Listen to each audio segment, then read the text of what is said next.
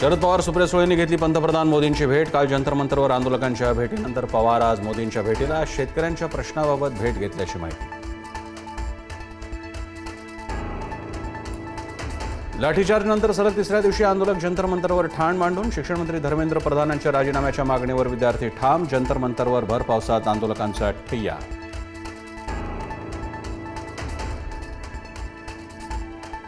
पावसाळी अधिवेशनाचा आज तिसरा दिवस. सलग तिसऱ्या दिवशी कामकाज सुरू होताच लोकसभा आणि राज्यसभा तहकूब. नीट पेपर फुटी विरोधात विरोधक आक्रमक होताच दुपारी 2 पर्यंत कामकाज स्थगित.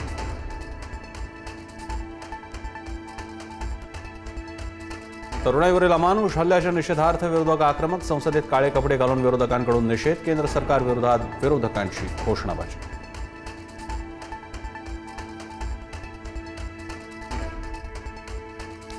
काल रात्री जंतर मंतरवर आंदोलकांच्या भेटीनंतर आज उद्धव ठाकरे यांची पत्रकार परिषद. सरकारनं वेळीच आंदोलकांची भेट घेतली असती तर प्रकरण इतकं वाढलं नसतं.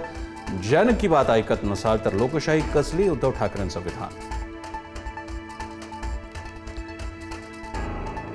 विरोधकांच्या आवाजानं पुन्हा एकदा दिल्ली दणाणली. विद्यार्थ्यांसाठी राहुल गांधी, प्रियंका गांधींचं रात्री पंतप्रधान निवासाजवळ आंदोलन. आंदोलनावेळी पोलिसांनी राहुल गांधींचं विरोधकांना घेतलं ताब्यात. तब्बल 3 तासानंतर राहुल गांधींची सुटका.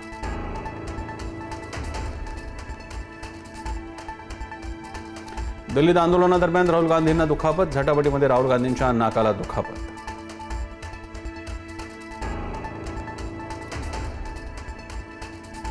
केंद्रीय शिक्षण मंत्री धर्मेंद्र प्रधान यांची राहुल गांधींच्या आंदोलनावर टीका. विद्यार्थ्यांचा राजकीय साधन म्हणून वापर.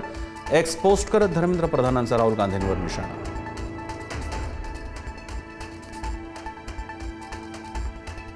वंचित बहुजन आघाडीकडून उद्या महाराष्ट्र बंदची हाक. दिल्लीत शांततापूर्ण आंदोलन करणाऱ्या विद्यार्थ्यांवर झालेल्या अमानुष मारहाणीचा निषेध. धर्मेंद्र प्रधानांच्या राजीनाम्याची ही मागणी. मनोज जरांगेंनी घेतली जंतर मंतरवरील आंदोलकांची भेट. आमच्याही आंदोलकांना असंच दडपण्याचा प्रयत्न केला गेला. विद्यार्थ्यांनी मात्र जंतर मंतरवरील जागा सोडू नये, जरांगेंचं आवाहन.